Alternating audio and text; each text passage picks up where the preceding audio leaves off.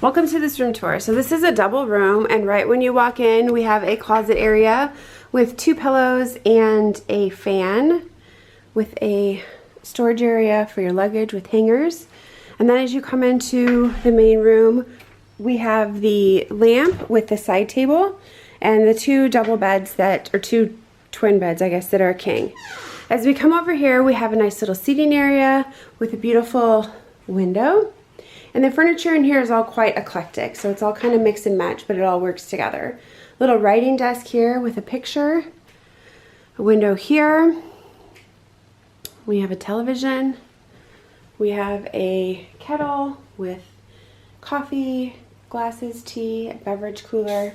We have another side table over there with a mirror up above. So here are the 2 double beds. Each has its own comforter.